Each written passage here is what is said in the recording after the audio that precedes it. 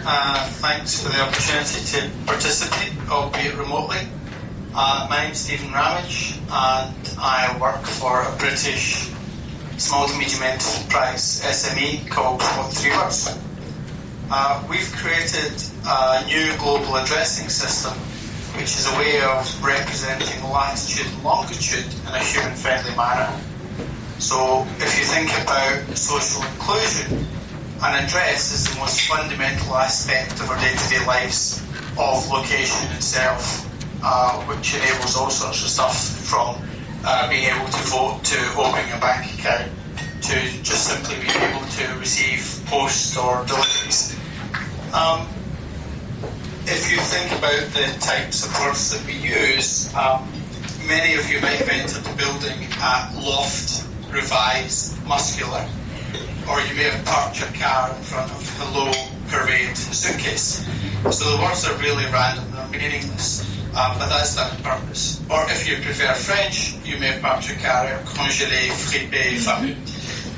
Next slide, please. Oh, it's fine. We don't have the slides here. Oh, they've got them in front of us. Oh, that's great. That's good. Okay, yeah. So we do have the slides. So the United Nations has estimated that 75% of the world is inadequately or poorly addressed. Next slide. This represents about 4 billion people who don't have an address. This is approximately 135 countries. But if you take the UN's definition of the number of countries, let's say 194 countries, it's actually probably every country in the world that has some sort of problem with addressing. Next slide. This one here, where it says multiple attempts, different systems confused. This is in Ghana, where the electricity provider and the water provider both have different ways of addressing. And there can be up to 5 or 6 different references or types of addresses. Next slide. Latitude and longitude have been around for many years, and apart from professionals who understand what it means, there are very few people who will use coordinate pairs or GPS coordinates to communicate location. Next slide. And that's basically because it's not user-friendly. If you're using it from machine to machine, and you don't need people involved, then it's fine. But as soon as humans start to get involved, then you have all sorts of errors and issues. Next slide. So as I mentioned, what3words takes latitude and longitude or GPS coordinates and converts them to 3-word addresses. This is basically just an algorithm, a piece of software that's available as an application programming interface or an API or through a software development kit, an SDK. There's no data, and the words are all in the API. There's no database either.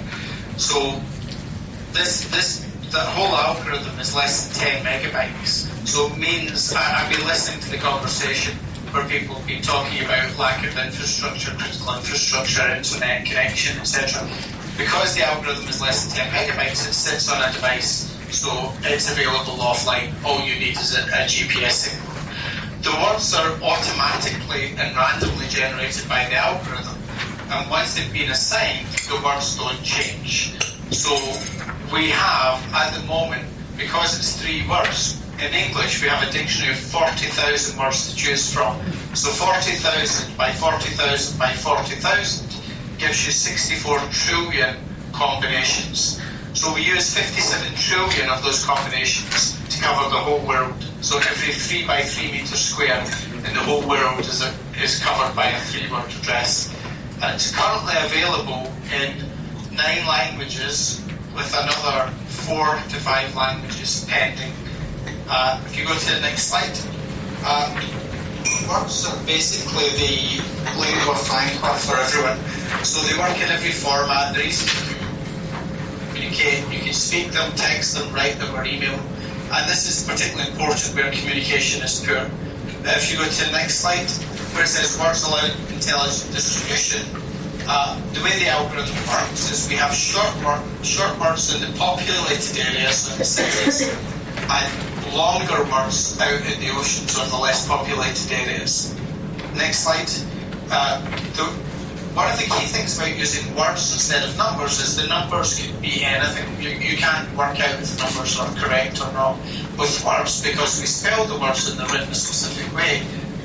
You can then look at automatically detecting errors. So we know that table chair lamps is in North America, but table chair lamp is in Australia. So very quickly you can determine if you're in the right or wrong place. Next slide. In terms of doing this at a local level, then language is really important. We don't translate into different languages. We have a curated dictionary. So we have a new word list for every language.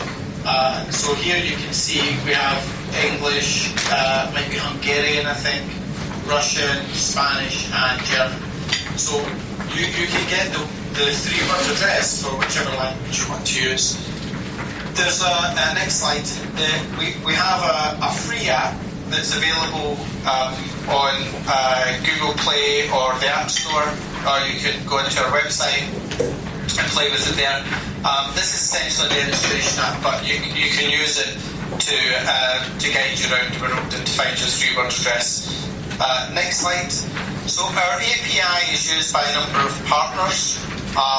We've got people looking into areas where they're trying to find landmines using UAVs. So instead of giving back a GPS coordinate, they give a 3-word address so they can start to determine where the landmines are. They're using it to catch poachers in different places. We have something called OpenStreetMap, which is a crowdsourced initiative for mapping worldwide.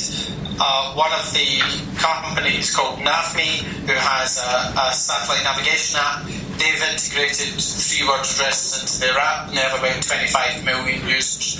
So we're getting a lot of people starting to pick up, and the other applicable ones for this discussion is UN Assign. So ASIGN, that's Alpha Sierra India Golf November. That's a data collector being used by the UN. And there's a multi-billion-dollar software company called ESRI, or ESRI, which works on geographic information systems, or GIS. And in the coming weeks, they'll be news about an integration into their software platform as well. So in terms of what Julie was just saying about having a simple one local example that you can repeat worldwide, that's exactly our model. That's what we're trying to do. We're not trying to chew off the whole world. In the favelas in Brazil, there's a small company called Carteiro Amigo, which means friendly postman, and they've taken for every house in the favela where they're working, they've given them a 3-word address. So now, when people go to deliver mail, they give them a sticker with a 3-word address, and if they want to go online and make an e-commerce order or get posts sent to them, they can now do this. They now have a sense of the social inclusion, because they have a sense of belonging through this address where they previously didn't have anything. And this is something that we're calling smart slums. So this is something that we're talking to a number of different countries about. The next slide, where it says our tools allow bulk 3-word conversion. This is some work I've been doing for the World Bank. We've been working in the WASH sector, the water, sanitation and health in Tanzania, where they have 74,000 water points, and they struggle to label the water points. They struggle to give the water points an address. As elections and things happen, admin boundaries change, and then the ownership of the water points change. With our approach, it's a fixed address that never changes, and it doesn't apply to admin boundaries, which is a positive and a negative, but we can come on to that. But here you see in the ESRI software in ArcGIS how we've been able to highlight every single one of the water points. The next slide is talking about Ebola. So someone took our free API, and they took this OpenStreetMap, this free mapping data, and they took some open data for a housing data set in Sierra Leone. And by combining all of this, they managed to get addresses for every house in Sierra Leone. They give a 3-word address to every house, so they could then determine which places had been checked for Sierra Leone, for Ebola, and which hadn't.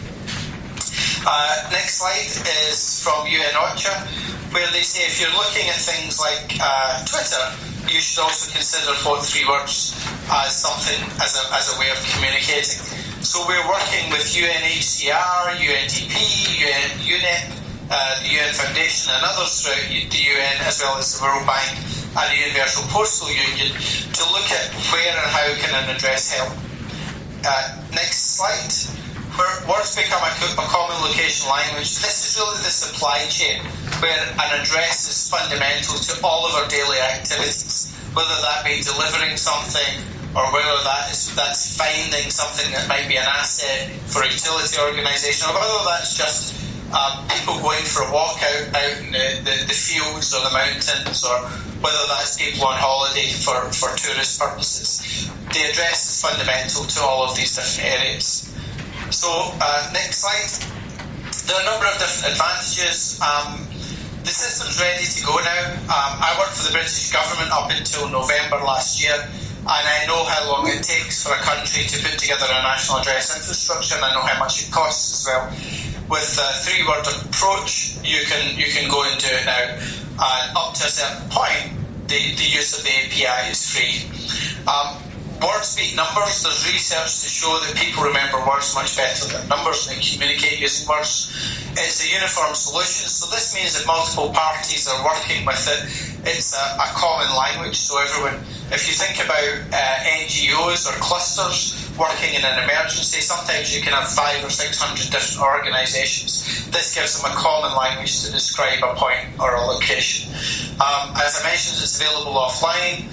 It's empowerment for communities. It's available in multiple languages.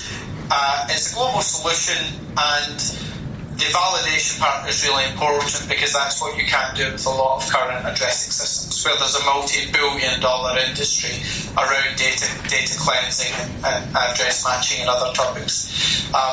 Next slide. So 3-word addresses mean, if you go to the next slide, that we can address schools. We can address, next slide, houses, next slide, healthcare places, next slide, water points. So basically, we can give an address or a spatial reference to anything that's within a 3 by 3 metre square anywhere. And if you're in a school, the 3 by 3 metre square might be the front entrance or the back entrance. If it's your house, it might be your front door or your side entrance or your back porch.